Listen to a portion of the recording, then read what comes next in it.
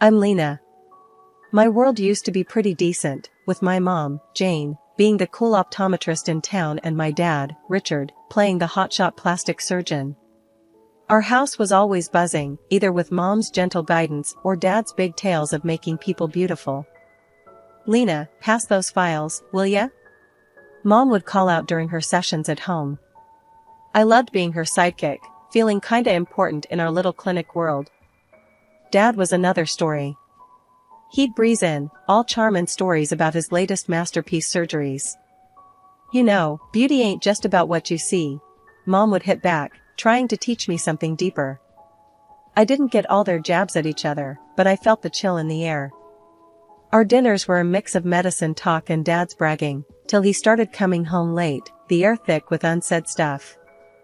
Late work again? Mom would dig, her voice sharp. Someone's gotta do the real work around here, Jane. Dad snapped one evening, colder than ever. Mom's face would tighten, but she kept her words locked up. Then, the storm hit. Dad had been messing around with his much younger assistant. The day he decided to bail, he packed up like he was just heading off to another conference, not leaving his whole life behind. Richard, how can you just walk out on us? Mom tried to fight, her voice all shaky. It's not you, it's me. Look after your mom, Lena, he said, barely glancing my way. His advice felt like a slap. Wasn't he supposed to be the one looking after us? What followed was a nightmare. Mom dove headfirst into a depression so bad, it felt like she'd vanished. We had to ditch our home for a cramped apartment, all cause Dad decided he wanted the house for himself and his new chick. Why's he doing this, Mom? I couldn't wrap my head around the mess. People change, Lena. Or maybe they just show their true colors. We'll get through, she whispered, but it was like talking to a ghost. She was out of it, barely holding on. We were sinking fast, and then came my grandparents, throwing us a lifeline with all the love and backup we needed. Your mom's stronger than she knows, Lena. We'll help her back on her feet, Grandpa would say, him and Grandma standing like two pillars by our side. They never trash-talked Dad, but the lesson was clear, family's what you have when the world turns its back. Then came the final blow. Dad wanted the house, all for himself and his new family. Mom was too beaten down to fight, nearly letting him have it all. But then, my grandparents stepped in, guns blazing. They hired a lawyer who fought tooth and nail, managing to claw back half the house's value. That house got sold, and with that money, Mom could afford a small apartment for us. Life took a nosedive after Dad bolted.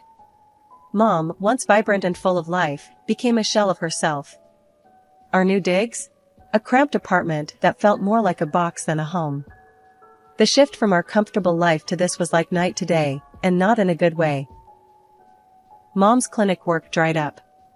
She'd stare at the phone as if willing it to ring, but it sat silent, a mocking reminder of how far we'd fallen. The days she managed to drag herself to the clinic were victories, but they were few and far between. Lena, breakfast. She'd call out on her good days, her voice lacking its usual warmth. I knew those days. It meant she was trying, for me. I'd shuffle into the kitchen, finding her staring out the window, coffee untouched. You okay, Mom? I'd ask, even though I knew the answer. I'm fine, honey. Just tired. She'd lie, plastering on a weak smile that didn't reach her eyes. School became my escape. It was there I could pretend everything was normal, that my family wasn't crumbling. But kids talk, and it wasn't long before whispers of my dad's affair and our fall from grace reached my ears. Hey, Lena, heard your dad left, 'cause he got tired of your mom. That true? Jack, a kid with too much mouth and too little sense, sneered one day. Shut it, Jack. You don't know anything. I'd snap back, fists clenched. I learned to fight with words, my tongue as sharp as any knife. At home, the silence was deafening. Mom and I, we were like two ghosts, passing each other in a fog of sadness. But then, Grandma and Grandpa stepped in. They were our rock, refusing to let us sink further. Jane, you can't let this beat you. You're stronger than this, Grandpa would say, his voice firm yet filled with concern. "I know, Dad. It's just hard," Mom would respond, her voice a whisper, her spirit broken. "Hard? Life's always hard. It's about getting up, dusting yourself off, and going again. Lena needs you," Grandma would chime in, no nonsense as ever. Their visits brought light into our dim world.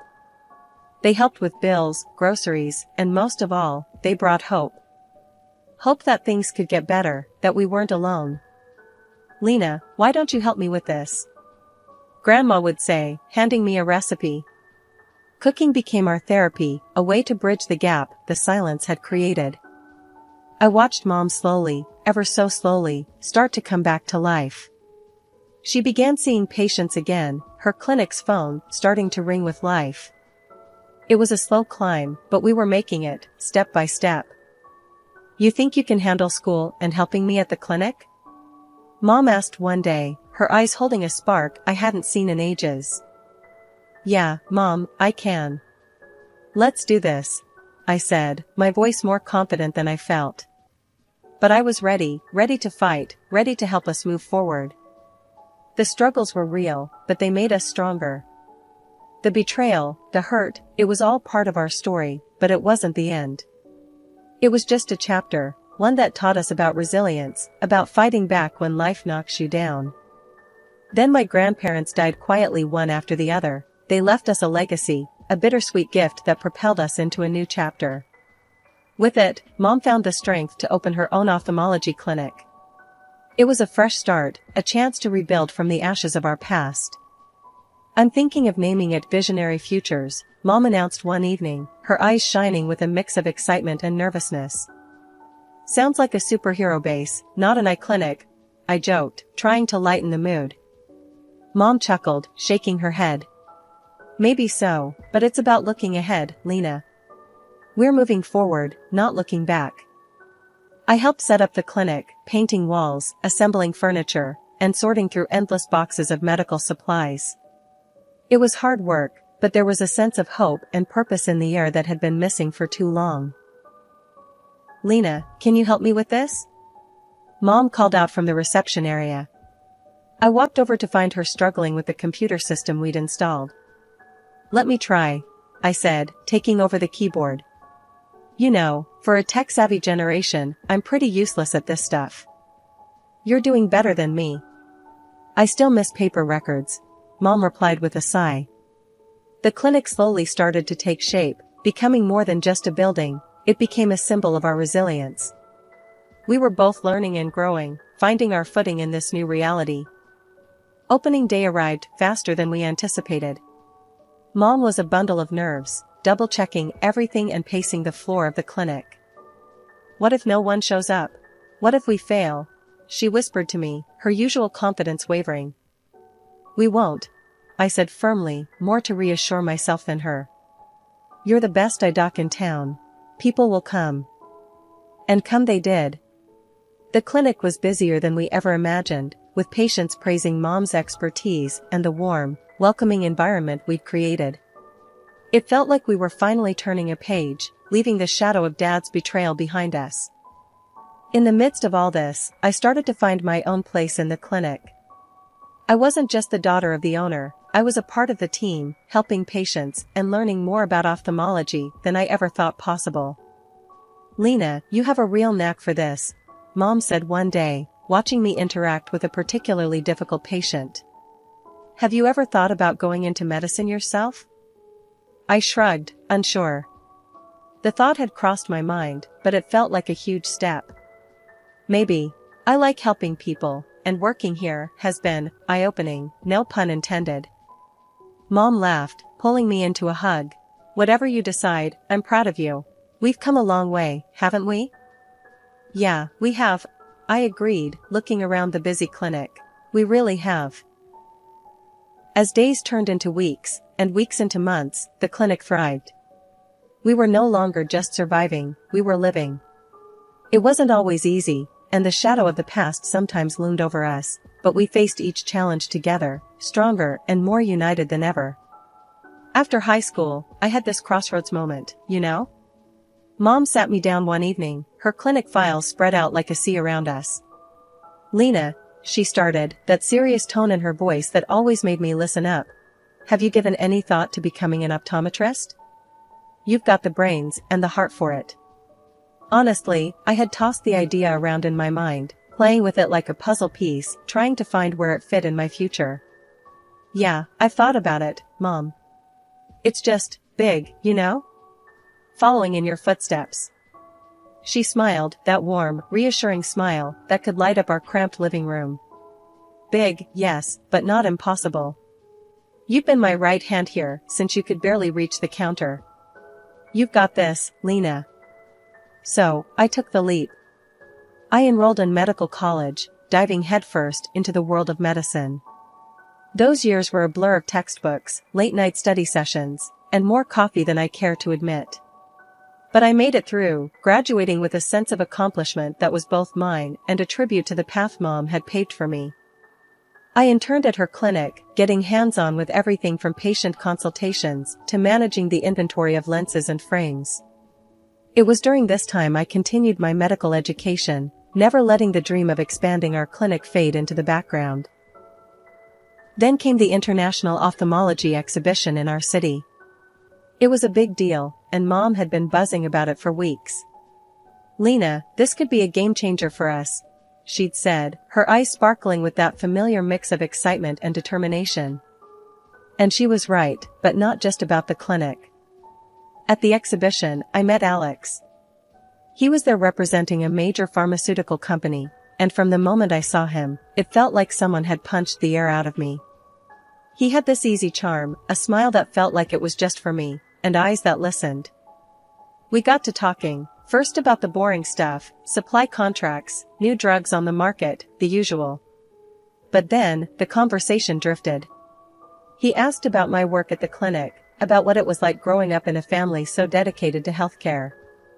"You really love it, huh?" "The clinic, I mean," he said, leaning in, genuinely interested. "Yeah, I do. It's more than just a job, you know? It's part of who I am," I replied, surprised at how easy it was to open up to him. He nodded, that smile never leaving his face. "I get that. It's the same for me. Passion drives us." Things moved fast after that. Alex started showing up at the clinic, under the pretense of official pharmaceutical business, but we both knew it was more. He'd bring coffee, we'd steal moments between patients to chat, and before I knew it, I was falling hard. One day, after the clinic had closed and we were alone, he turned to me, took my hands in his, and said, "Lena, I've never been more sure of anything in my life. I love you." My heart raced, my stomach did somersaults, and all I could manage was a whispered, "I love you, too." He smiled, that now familiar smile that promised so much more. Then, "Lena, will you marry me?" It was sudden, but then, the best things in life usually are. "Yes," I said, no hesitation. "Yes, I will." The excitement of the engagement consumed us. We dove into wedding planning, our days filled with talk of dates, venues, and dresses. Life at the clinic was usually a calm sea, the kind you'd want after a storm's passed. That day, though, it felt like the storm decided to make a U-turn. I was sitting behind the reception desk, scrolling through wedding dresses on the clinic's computer, dreaming, planning. That's when the door banged open, like trouble decided to walk in on two legs, dressed in expensive clothes that screamed louder than their voices. The couple, a man and a woman, strolled in like they owned the place, eyeballing everything with a mix of disdain and superiority. The man, about 60, with an air that he breathed better air than the rest of us, was the first to break the silence. "Hey, we need to see the doc, pronto. Got no appointment, but tell her it's urgent," he barked, his voice grating against my already fraying patience. I plastered on my professional smile, the one Mom taught me for just such occasions. "I'm sorry, but we're fully booked for the next 2 weeks. I can take your number and call you if there's a cancellation?" His reaction was like I slapped him with the schedule. "What? You can't squeeze in a real doctor? Do you even know who I am?" Before I could muster a response that wouldn't get me fired, his gaze landed on my computer screen. The smirk that crawled up his face was enough to make my skin crawl. Looking at wedding dresses on the job? And look at you, thinking someone would marry that? I felt my cheeks burn, not from embarrassment, but pure, boiling anger. Excuse me, but my personal time is none of your business. Now, if you don't have an appointment, I must ask you to leave. His laughter was like sandpaper to my ears. This is how you treat people here? No wonder this place looks like a dump. And you, girl, ever thought of visiting a plastic surgeon? That nose and those lips could use some work. I was about to launch myself over the desk and show him exactly what this girl could do when Mom came out. Her timing was always either perfect or disastrous, depending on how you looked at it. Her eyes widened in shock. Richard? The atmosphere turned electric. Richard, the illustrious father, who'd taken a hike from our lives, looked like he'd just swallowed a bug. And who might you be? His voice was laced with feigned ignorance, but the venom was palpable. Mom's backbone turned to steel. The mother of the girl you've just insulted, she shot back, her tone slicing through the tension like a scalpel. His companion, a walking advertisement for plastic perfection, hyped up. Let's go, honey. This place isn't worth our time. That's when Mom turned to me, her voice loud enough to cut through the standoff. Lena, this piece of work is your biological father. Be thankful he left, we're better off without his delightful company. The man, my so-called father, Richard, recoiled as if Mom's words were physical blows. His arrogance deflated slightly, revealing a flicker of something else. Was it guilt? Or just surprise at being confronted so directly? You can't talk to me like that, Jane. I've achieved things you wouldn't even dream of. He shot back, trying to recover his earlier bravado. Mom snorted. Achieved? Destroying families? Abandoning your daughter? If those are achievements, then yes, you're quite successful. The room felt too small for the growing tension. I stood there, rooted to the spot, watching this surreal exchange between my parents. It was like watching a car crash in slow motion. You want to look away, but you just can't. Just when I thought the drama couldn't crank up any higher, Dad brushed off Mom's words like they were just pesky flies and doubled down. Look, just get the owner. My time's precious, and I'm not about to let your little clinic's reputation tank because you can't recognize importance when it's staring you in the face. Mom stood her ground, her voice calm but laced with steel. The owner? You're looking at her. And Lena here, she's not just my daughter. She's the co-owner and the future of this clinic. The look on Dad's and his new wife's faces? Priceless. Like someone had slapped them with the reality stick. Then Alex, my fiancé, sauntered in, quiet as a cat but with a presence that filled the room. Mom wasn't done, though. She launched into Dad like a missile. You left us for your assistant, stole our money, and made life a misery. But look at us now. We're standing strong, and frankly, I thank God we're rid of a nobody like you. Dad tried to puff himself up, all indignant like. Changed my mind about this place. Got my own clinic with top-notch specialists. Just needed a quick consult while on the road, that's all. That's when Alex, bless him, chimed in. Your clinic? Aren't you the same guy who botched that surgery on the Hollywood star? Got your license yanked and left drowning in lawsuits? You could practically see the steam coming off Dad. His face went from red to ghost white. That's all lies. I'm well respected in my field. Alex didn't skip a beat. Respected? The only thing you're leading in is the race to the bottom. Bankrupt, tangled in legal troubles, and now this pathetic show? Not much of a legacy. Dad just soaked it all in, face getting redder with every word, until he couldn't take it anymore. That's a load of bull. He exploded, his voice cracking under the pressure. I'm a legend in plastic surgery. My hands work magic. He gestured dramatically towards his wife, as if she was his masterpiece exhibit. Mom, Alex, and I couldn't help but take a good look at her, and, well, let's just say it wasn't a pretty sight. The work he'd done was questionable at best. Seeing our reactions, Dad's wife lost it. She hurled insults at him like grenades, her voice sharp and cutting. "Bad doctor. Bankrupt. You're a disgrace." And with that, she stormed out, leaving a silence that echoed off the clinic walls. Dad, now alone and looking smaller than I'd ever seen him, slunk off after her without another word. It was like watching the end of a sad, twisted play. After my dad and his wife made their less than graceful exit, the clinic felt lighter somehow, like we'd just aired out a room that had been closed off for too long. Mom and I shared a look, a mix of relief and disbelief. Alex stood by the reception, a silent but solid support system. "Can you believe that just happened?" I broke the silence, still reeling from the encounter. Mom let out a laugh, the tension in her shoulders easing. "Believe it? I lived it. And honestly, Lena, I'm just glad it's over." Alex came over, putting an arm around me. "You both handled that brilliantly. If that was me, I don't think I could have kept my cool." I smiled, leaning into him. "We've had a bit of practice dealing with difficult patients, but he's on another level." "Yeah, well, he's gone now.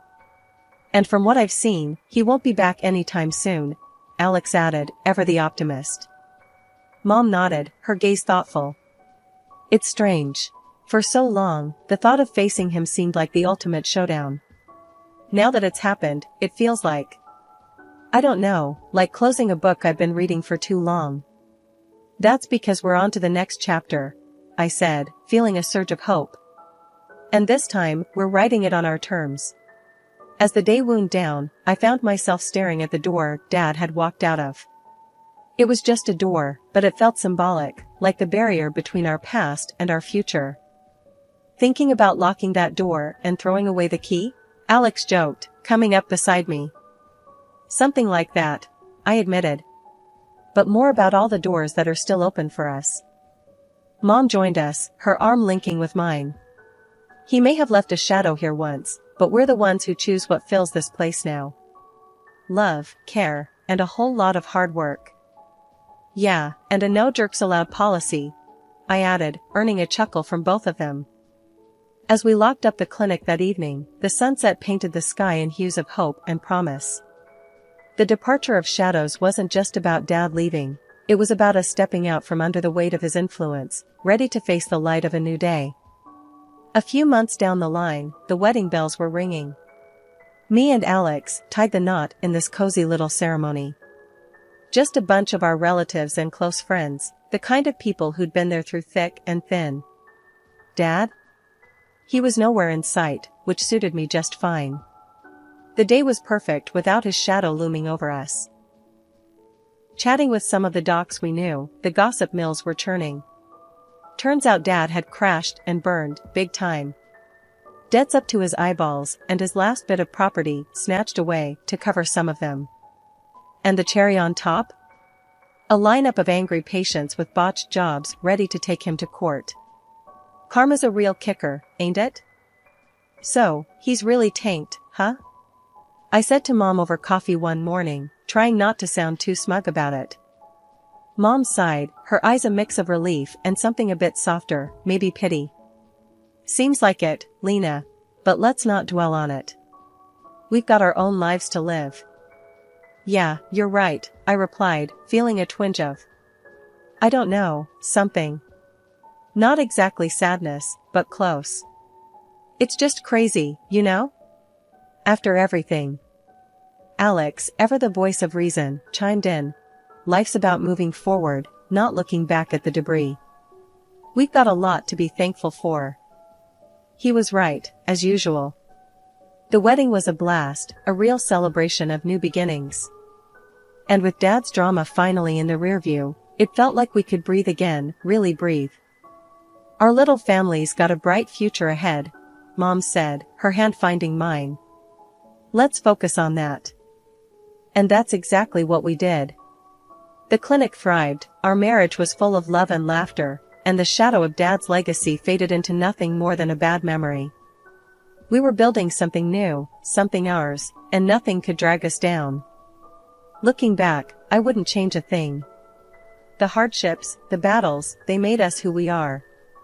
And standing there, With my mom and Alex by my side, I knew we were unbreakable. The past was just that, the past. Our eyes were set on the horizon, eager for the dawn of our new day.